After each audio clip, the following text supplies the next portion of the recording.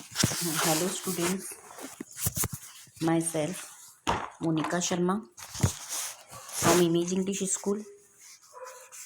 My subject is Hindi, 8th standard, 2nd semester, chapter number 6. Chapter number 1st to 5th already completed and पुनरावर्तन revision also completed. तो आप अपनी CW complete रखिए. Okay, right in good hand writing and properly cover वगैरह चढ़ा कर रखिए.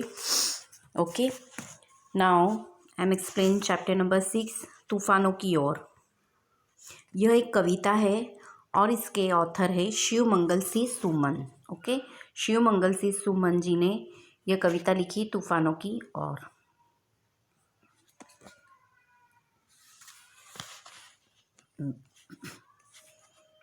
ये शिव मंगल सिंह जी सुमन है, उनकी फ़ोटो है, ये पिक है उनकी.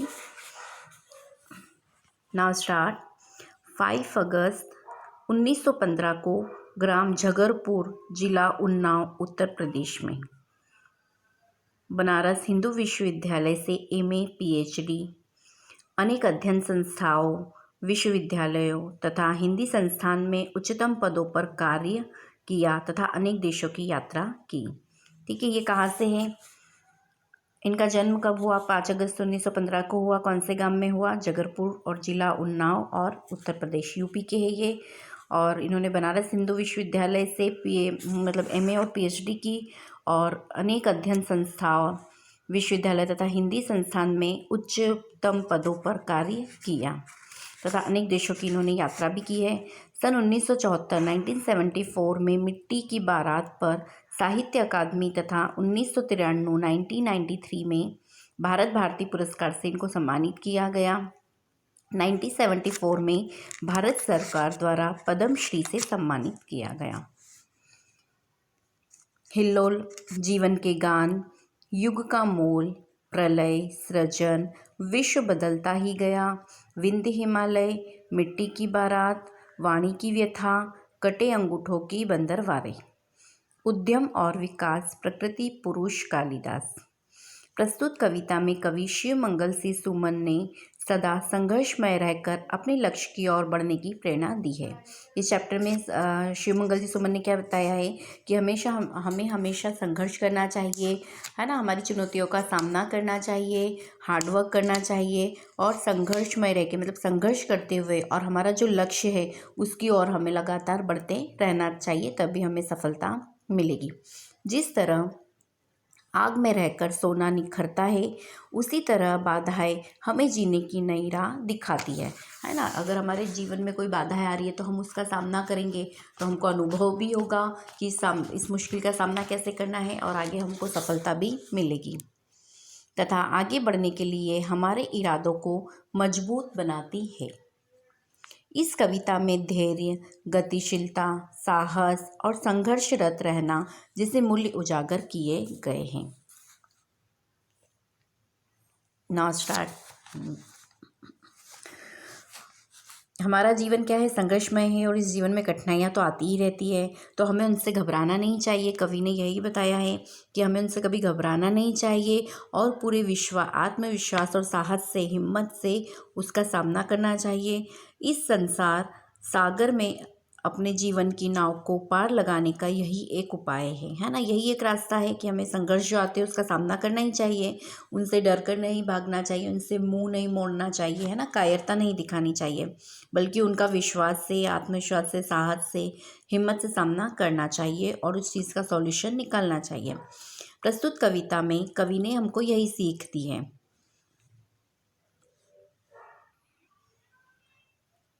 पहले तो मैं आपको रीडिंग करके बता रही हूँ, रीडिंग के बाद मैं आपको मीनिंग में एक्सप्लेन करूँगी. ओके. तूफानों की ओर घुमा दो नाविक निज पतवार, आज सिंधु ने विष उगला है, लहरों का यौवन मचला है, आज हृदय में और सिंधु में साथ उठा है ज्वार. तूफानों की ओर घुमा दो नाविक निज पतवार.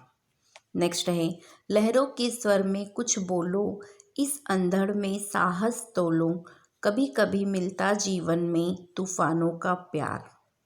तूफान मतलब कठिनाइयों का प्यार. ओके. तूफानों की ओर घुमा दो नाविक निज पतवार. नेक्स्ट है, यह असीम निज सीमा जाने, सागर भी तो यह पहचाने, मिट्टी के पुतले मानव ने कभी न मानी हार, तूफानों की ओर घुमा दो नाविक निज पतवार।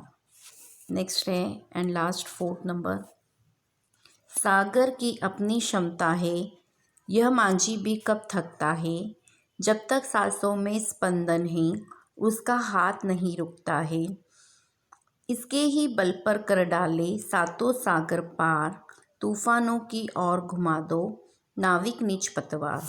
इसमें हार्ड वर्ड्स तो ज़्यादा है ही नहीं, तो आप हार्ड वर्ड नहीं लिखेंगे तो भी चलेगा, है ना। फर्स्ट यू राइट शब्दार्थ, word meaning in your CW।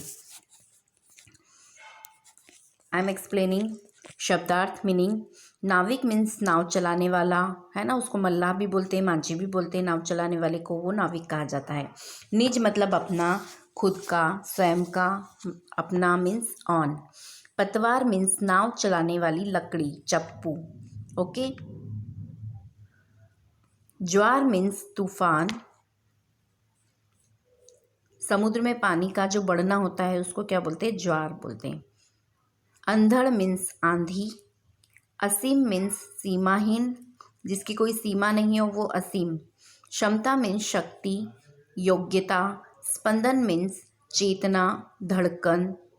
और बल पर मीन्स सहारे पर। इसके अलावा और कुछ वर्ड मीनिंग है, जैसे सिंधु है, सिंधु मीन्स समुद्र, है ना। सिंधु क्या है, समुद्र है। ज्वार का मतलब मैंने बता ही दिया आपको, असीम मतलब सीमाहीन, जिसकी कोई सीमा ना हो। क्षमता मीन्स शक्ति, सामर्थ्य। कैपेसिटी है स्ट्रेंथ। मांझी मीन्स नाविक, बोटमैन। बल पर मतलब सहारे, विथ द हेल्प, सहारा। चलो एक्सप्लेन कर रही हूँ। यहाँ पर 4 पैराग्राफ है। फर्स्ट पैराग्राफ, तूफानों की ओर घुमा दो नाविक निज पतवार, आज सिंधु ने विष उगला है, लहरों का यौवन मचला है, आज हृदय में और सिंधु में साथ उठा है ज्वार, तूफानों की ओर घुमा दो नाविक निज पतवार। कवि कहते हैं कि हे नाविक, तुम तूफानों का सामना करने के लिए अपनी पतवार तूफानों की दिशा में मोड़ लो, है ना। जो नाविक है, जो नाव चला रहा है, उसको कवि क्या बोल रहे हैं कि तुम एक नाव में सवार हो और तुम्हारे सामने एक तूफान, मतलब तूफान आ रहा है, तो तुम अपनी नाव को किस ओर मोड़ लो, उस तूफान की ओर। मतलब इंसान को समझा रहा है कवि ऐसा कि तुम्हारी ज़िंदगी तो चल ही रही है, पर तुम्हारी जो समस्याएं आ रही है तुम उसके सामने जाओ, उसका सामना करो, है ना। तुम तूफानों का सामना करने के लिए अपनी पतवार तूफानों की दिशा में मोड़ दो, आज समुद्र ने जहर उगल दिया है। समुद्र ने जहर उगल दिया मतलब कि समुद्र में तूफान आ रहा है, लहरें आ रही है ना। तो कठिन परिस्थितियां पैदा की है, मतलब आज समुद्र ने क्या किया है, कठिन परिस्थितियां पैदा की है। हमारे जीवन में भी कठिन परिस्थितियां आती है ना, तो कवि ने इसे ऐसे ही समझाया है कि समुद्र ने आज क्या पैदा किया है, जहर उगला है और कठिन परिस्थितियां पैदा की है। लहरें भी उमड़कर तुम्हारी नाव को निगल जाना चाहती है। मतलब लहरें इतनी जोर जोर से तुम्हारी नाव की तरफ आ रही है कि वह क्या करना चाहती है, तुम्हारी नाव को निगल जाना चाहती है। फिर भी परवाह नहीं, फिर भी तुम परवाह मत करो, कोई चिंता मत करो। और उधर समुद्र में ज्वार उठा है, तो कवि के हृदय में भी भावनाओं का ज्वार उमड़ रहा है। एक बार और एक्सप्लेन कर देती हूँ सिस्टमेटिक। हे नाविक, तुम तूफानों का सामना करने के लिए अपनी पतवार तूफानों की दिशा में मोड़ दो, आज समुद्र ने जहर उगल दिया है, कठिन परिस्थितियां पैदा की है। लहरें भी उमड़कर तुम्हारी नाव को निगल जाना चाहती है, फिर भी परवाह नहीं। उधर समुद्र में ज्वार उठा है, तो कवि के हृदय में भी भावनाओं का ज्वार उमड़ रहा है। नेक्स्ट, सेकंड नंबर,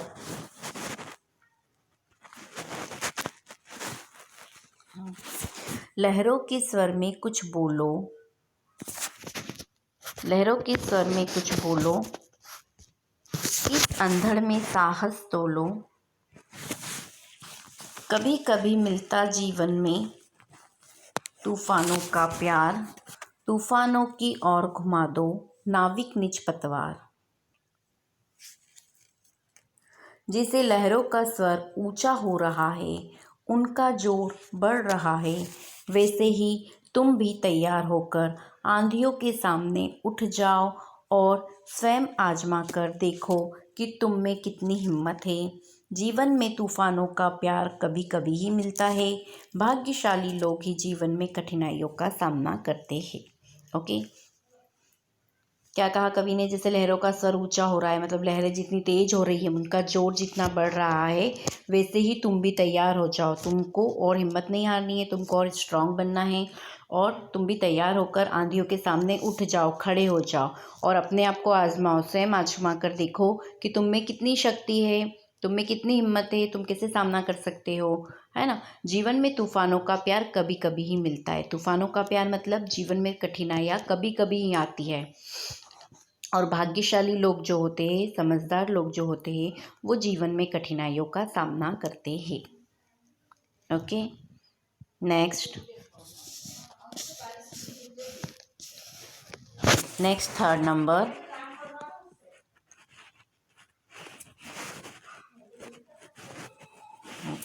यह असीम निज सीमा जाने, सागर भी तो यह पहचाने। मिट्टी के पुतले मानव ने कभी न मानी हार, तूफानों की ओर घुमा दो नाविक निज पतवार। कवि कह रहे हैं कि यह समुद्र और वह तूफान आज असीम दिखाई देते हैं, मतलब इनकी कोई सीमा ही नहीं है। ये तूफान बढ़े जा रहा है ना।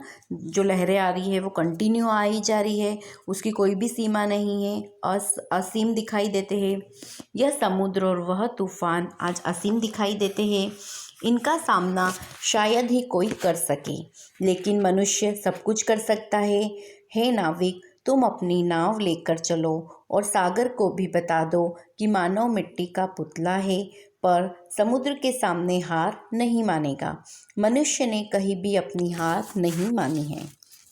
इसमें कवि यही बता रहे हैं कि मनुष्य कुछ भी कर सकता है और मनुष्य में सब कुछ करने की हिम्मत होती है ना। तो वो बोल रहा है कि तुम अपनी नाव लेकर चलो और सागर को भी यह बता दो, मानव तो मिट्टी का पुतला है, पर वह सब कुछ करने की हिम्मत रखता है, पर समुद्र के सामने वह भी हार नहीं मानेगा, और मनुष्य ने कहीं भी अपनी हार नहीं मानी है।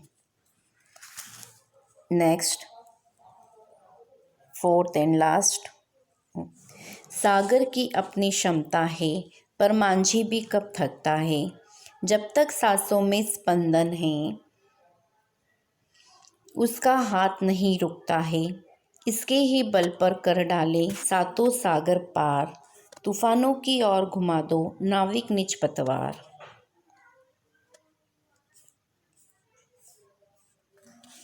कवि कहते हैं समुद्र के पास उसकी अपनी लहरों की शक्ति है ना। समुद्र के पास क्या है? समुद्र में जो लहरें आती है तो उन लहरों की अपनी शक्ति होती है।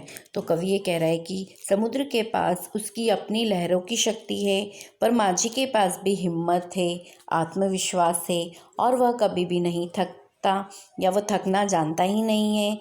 जब तक नाविक की सांसें चल रही है, तब तक वह अपनी नाव आगे बढ़ाता ही जाएगा। हे नाविक, तुमने अपनी हिम्मत और ताकत के सहारे 7 समुद्र पार कर डाले हैं। अपनी नाव के साथ इसी प्रकार आगे बढ़ते रहो। हे नाविक, तुम अपनी पतवार तूफानों की ओर घुमा दो।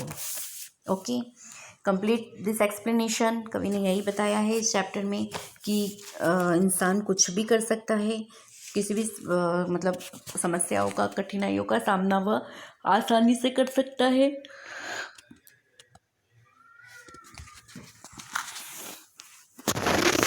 वह चाहे भले ही मिट्टी का पुतला है, पर फिर भी उसमें इतनी हिम्मत है, इतना साहस है कि वह कोई भी कठिनाइयों का सामना आसानी से करके और उसको पार कर सकता है। शब्दार्थ कंप्लीटेड। नाउ अभ्यास। अभ्यास में क्वेश्चन नंबर फर्स्ट, शुद्ध उच्चारण कीजिए, है ना। प्रोनाउंसिएशन करना है आपको इन वर्ड्स का। तूफान, सिंधु, यौवन, हृदय, अंधड़, मिट्टी, स्पंदन। ओके, नेक्स्ट है क्वेश्चन नंबर सेकंड, तूफानों की ओर इस काव्य का समूह गान कीजिए। ये भी आपको ओरल करना है। क्वेश्चन नंबर थर्ड, प्रश्नों के मौखिक उत्तर दीजिए। इसमें तो मौखिक दिया है, पर आपको आंसर इसके लिखने हैं। पहले आप शब्दार्थ लिखेंगे और फिर उसके बाद question number third. Question number third में प्रश्नों के मौखिक उत्तर दीजिए में क्वेश्चन नंबर फर्स्ट है, तूफानों की ओर घुमा दो नाविक निज पतवार। ऐसा कवि ने क्यों कहा है? आंसर है तूफान कठिनाइयों का प्रतीक है। कठिनाइयों से घबराकर भागना कायरता है। कठिनाइयों का डटकर सामना करने में ही बहादुरी है। जीवन में आने वाली कठिनाइयाँ मनुष्य को बहुत कुछ सिखा देती है। उनसे हमें हमेशा आगे बढ़ने की प्रेरणा मिलती है। इसलिए कवि ने नाविक से कहा है कि तुम अपनी नाव तूफानों की ओर घुमा दो। क्वेश्चन नंबर सेकंड,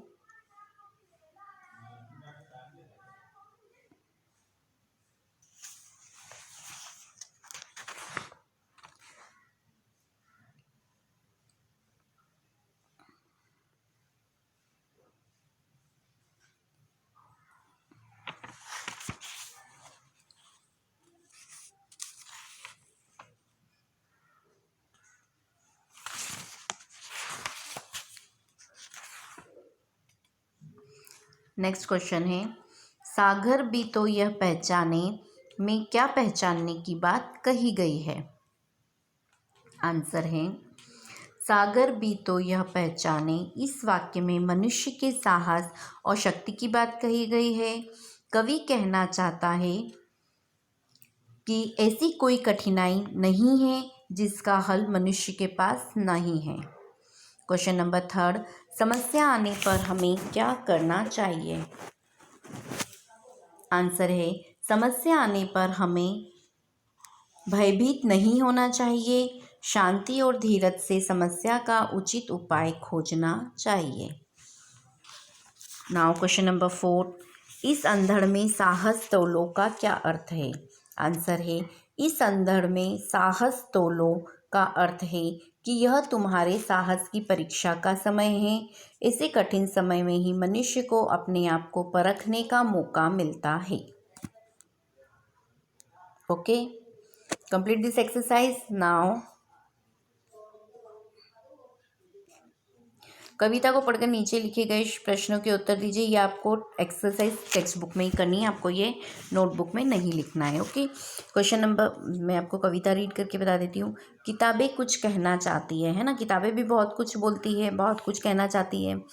किताबों में चिड़िया चहचहाती है, किताबों में खेतियाँ लहलहाती है, किताबों में झरने गुनगुनाते हैं, परियों के किस्से सुनाती है, किताबों में रॉकेट का राज है, किताबों में साइंस की आवाज़ है, किताबों का कितना बड़ा संसार है, किताबों में ज्ञान की भरमार है। क्या तुम इस संसार में नहीं जाना चाहोगे? किताबें कुछ कहना चाहती है, तुम्हारे पास रहना चाहती है। ये पोयम मैंने रीड करी है, इसके अकॉर्डिंग आपको जो ये 3 MCQs दिए हैं इसके आंसर देना है। ओके, ये 3 आंसर देना है। किताबों में कौन चहचहाता है, तो आपको बताना है किताबों में कौन चहचहाता है। कौन चहचहाता है किताबों में? तोता, मोर या चिड़िया? चिड़िया। सेकंड है किताबें किससे किससे सुनाती है? राजा के, परियों के या किसान के? परियां। किताबें किसके किससे सुनाते हैं? परियों के। थर्ड है किताबों में किसके लहलहाने की बात है?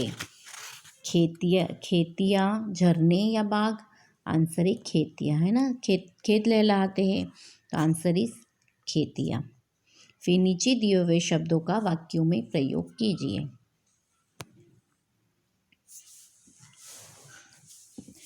परियां, परियां स्वर्ग में रहती है ना, आप ऐसे वाक्य बना सकते हैं। या फिर परियां बहुत सुंदर होती है। फिर सेकंड है किस्सा, किस्सा पे आप मतलब वाक्य अपना सेंटेंस आप बना सकते हैं मन से।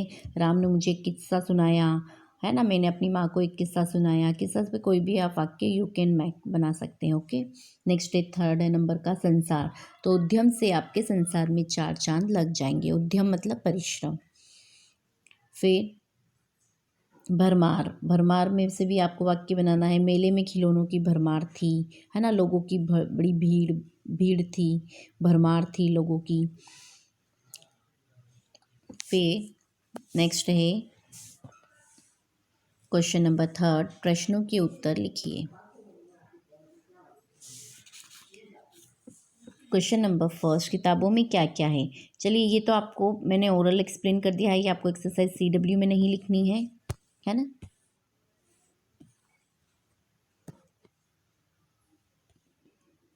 CW में अभी आपको सिर्फ ये वाली एक्सरसाइज लिखनी है, ये वाले क्वेश्चंस लिखने हैं, question number third okay, fourth question यहाँ से यहाँ तक अभी CW में लिखना है। फिर नेक्स्ट में स्वाध्याय आपको एक्सप्लेन करूँगी, उसके बाद स्वाध्याय लिखना है। ये तो मैंने आपको ओरल एक्सप्लेन किया है, ये ओरल एक्सप्लेन किया है, ये आपको नहीं लिखना है ना, ये वाले क्वेश्चन यहाँ से यहाँ तक, ठीक है। उसके बाद मैं बताऊँगी CW में क्या लिखना है। चलिए I explain in next lecture. Thank you.